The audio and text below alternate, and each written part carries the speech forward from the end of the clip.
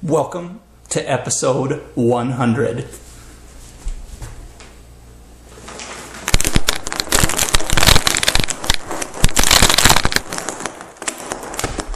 Let's start the show.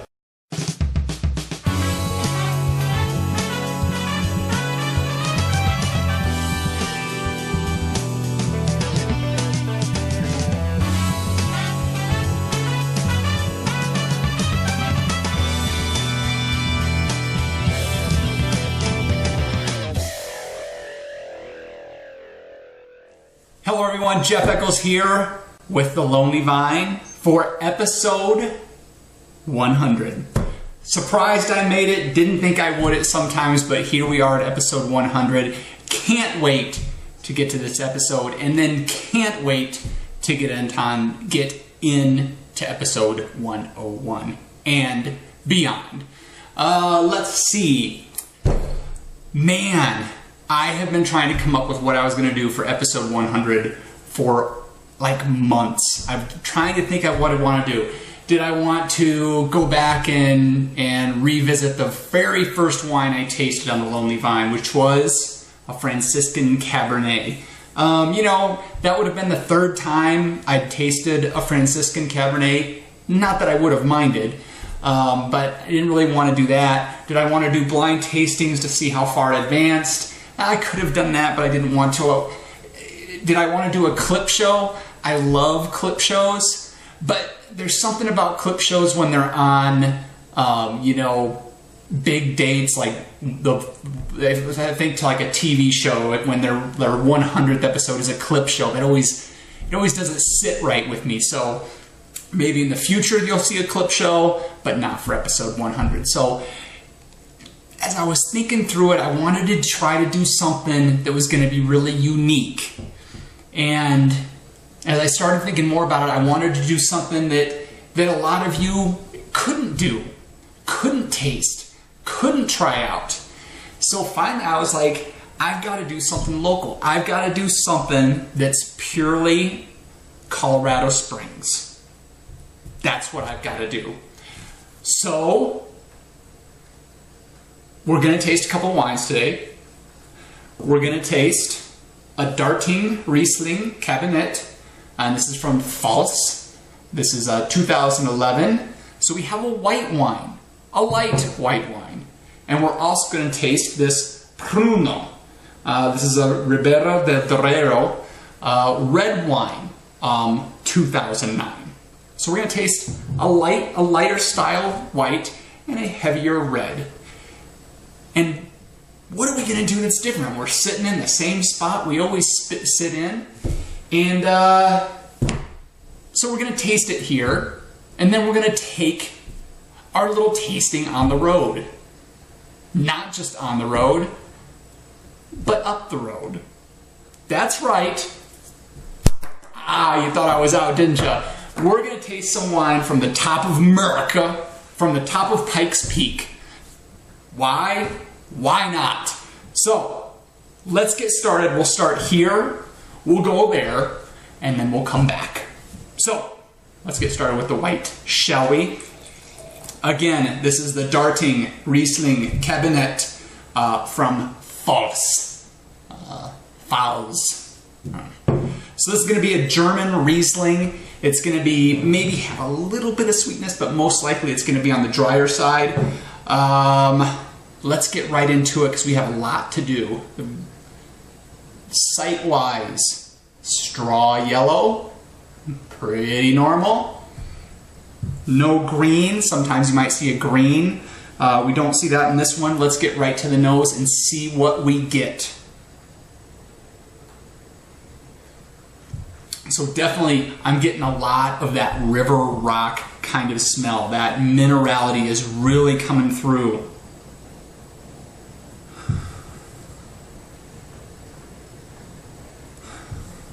And I should say, for the record, because this will be key later on, it's right now, it's about 72 degrees here in the TLV Central.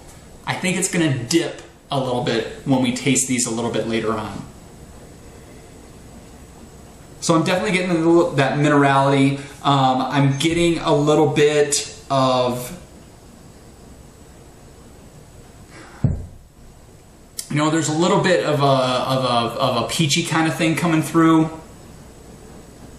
But mostly I'm just getting that river rock. I'm getting a lot of minerality, and that's kind of all I'm getting on this one right now. So let's see what's going on the palate. Let's see what it tells us.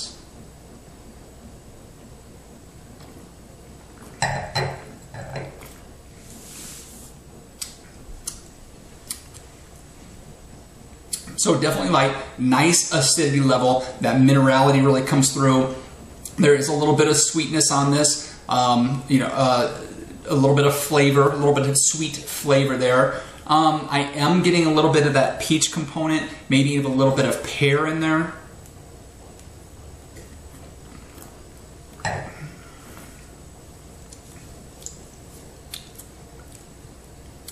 Definitely light, definitely refreshing,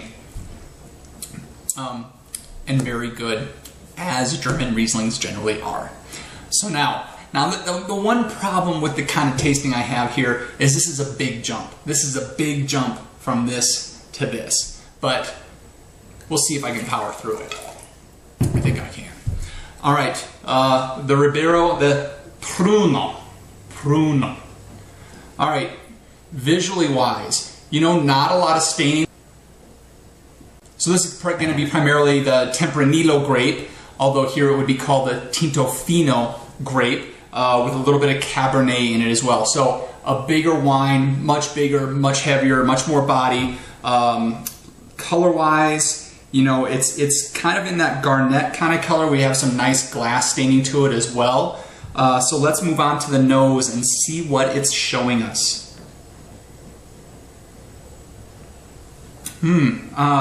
Getting quite a bit of smoky kind of component to this. Getting some meat components. I definitely get a sense of that oak. Getting a little bit of cherry. Mostly, it's more earth driven, much more earth driven. With you know, with that smokiness, with the oak.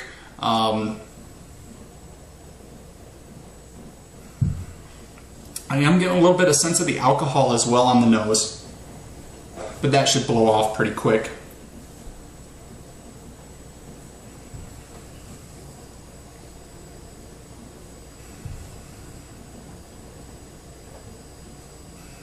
Yeah, so there's a little bit of cherry there too, but mostly that woodsiness is coming through, that smokiness is coming through.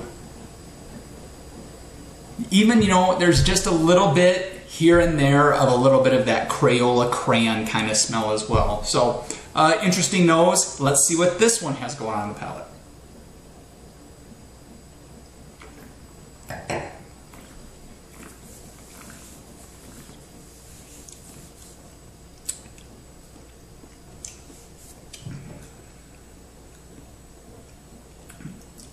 So 13.5 on the alcohol on this one, and I'm actually kind of feeling the alcohol. Now, I didn't pull this one out of the fridge. I let this one sit out.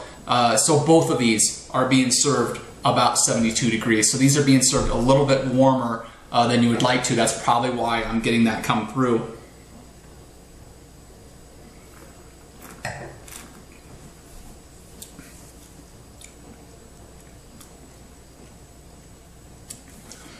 Real nice tannic structure to this one. You know, not as much acidity as I would have expected, but it's not too low. You know, the acidity and the tannin, the structure of it, they hold each other together well. I am getting a sense of that wood. I am getting some cherry components to this. I am getting a little bit of that meat component coming through as well.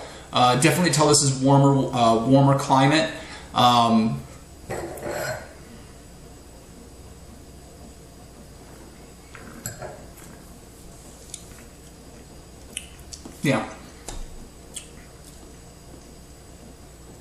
Yeah, really get that tannins, especially on the finish. It really starts getting that texture feeling, that sandpaper kind of feeling in the mouth. So both good wines. I like both of them.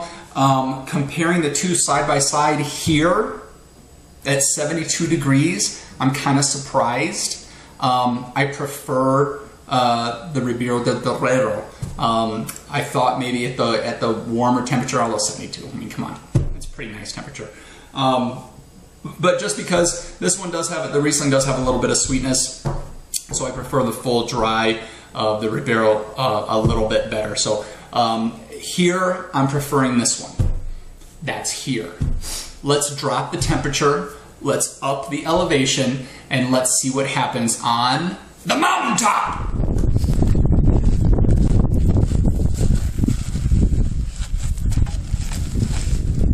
Okay, so now we made it to the top of Pikes Peak. It's about 42 degrees up here right now. 35 degrees difference from what we were looking at now.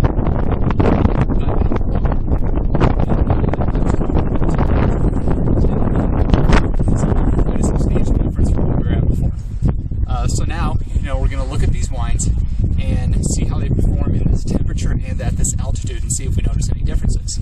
So it's pretty cold, so let's just get right into it. Of course, we'll go back with the Riesling first. And we're going a la styrofoam up here.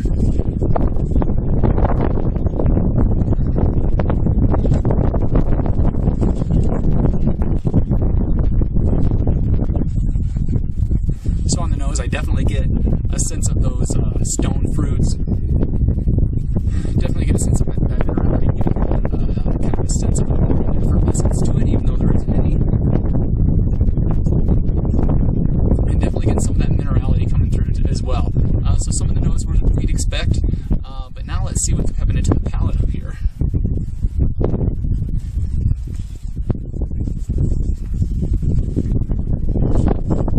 Yeah, I'm not going to be drinking it up here.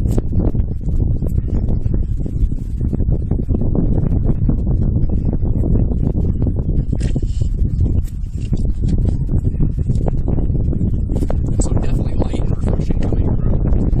Definitely get a sense of that apple, of that pear. A lot of pear coming through, a lot of peach coming through. Definitely a lot of peach. None of that effervescence is coming through. And even a little bit of sweetness, even though may not expect that there's a little bit of sweetness coming through on this. But it's still very refreshing, very enjoyable. Just kind of what I'd expect. So now let's move on to the Ribeirão del Torero and see what that one has going on with us. Right away, big sense of that cherry coming through. Definitely get a sense of the oak. Definitely the dark fruits are coming through on this one. Getting some of that blackberry.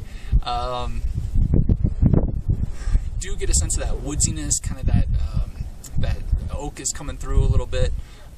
Let's see what's going on in the palate.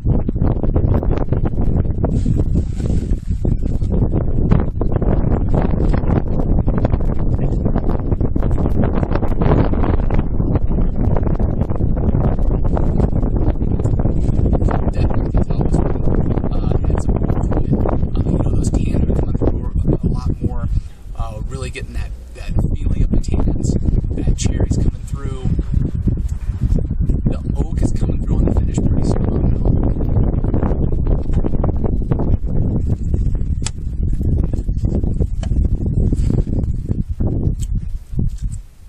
Getting some of that blackberry as well.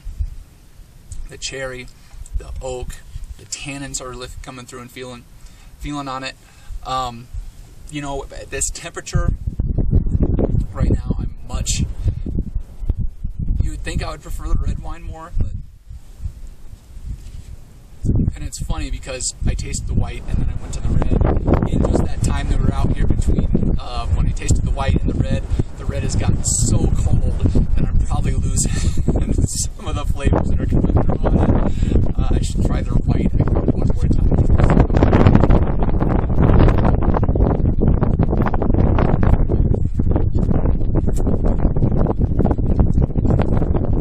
So definitely, even at this temperature, even at this altitude, I probably would have expected to enjoy the red wine more.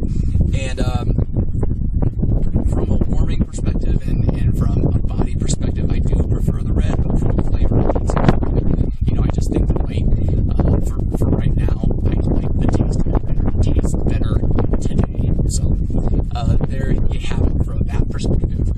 Now, I think it's probably time to move on, and we'll see what the comparisons are when we get down to a 3-degree warmer and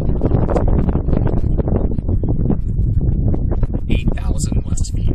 So, see you in a minute. And we're back. It's nice on the interwebs that travel time is so short, isn't it? That's fantastic. It's a fantastic piece to the interwebs, I think. Okay, so really, I am surprised by how this played out. And I do have to apologize. As you saw, it was really windy up there. You know, it was cold, but it was really windy. You could see the clouds blowing through, like in between me and the camera. You could see the clouds coming through. So the visibility wasn't great. The temperature was pretty cold. So I know the wind was interfering with the microphone a little bit. You know, I tried to block it as best I could, but it just didn't work out so well. But I hope you enjoyed it up there. But, you know, from tasting them here and there, it really surprised me. I thought it would have come out a little bit different. I thought, you know, at that much colder temperature, I thought that the higher alcohol, the larger bodied wine would have been the one I preferred. And at the warmer temperature, comparatively to the colder temperature, then I would have preferred the lighter, whiter, sweeter style a little bit more. But really, it was exactly the opposite. At the warmer temperature, you know, the Ribera de Duero really was the one that spoke to me. And up at that 42 degrees, you know, the white was what really spoke to me. You know, and that may have had something to do because I put the glass of red down on the ground and let it sit there while I tasted the white. So by the time I drank the red wine, it was cold and may not have imparted as many flavors as it could have. I don't know, but I thought it was interesting. It came out different than what I would have thought of. And so that's that. That's the head-to-head wines at head-to-head temperatures at head-to-head altitudes. So, and in case you're wondering, altitude here is about 6,800. Altitude there, 14,115 or 14,110, depending on where you are. So that's it. You know, I can't thank everybody that's ever watched a single episode of this, and those of you that keep coming back for more. I'm humbled and so appreciative that you take the time to watch me ramble on about this grape juice that I enjoy so much and love nerding out about, and am just overwhelmed that I found people that want to enjoy it and nerd out with it with me. So much appreciated. Question for the show? Not even a question, just hope you leave a comment of some kind. You can ask me a question, you can leave a comment about the show, about whatever you want. I promise I'll get back to you, I'll reply to it because I love talking with people there. All the stuff up there, all the places you can follow me, I'm always checking it there, hoping to talk to people there on Twitter, Facebook, Google+, YouTube, wherever. If you find me, I'll find you. So, I think that'll do it. Until next time, everybody. Cheers.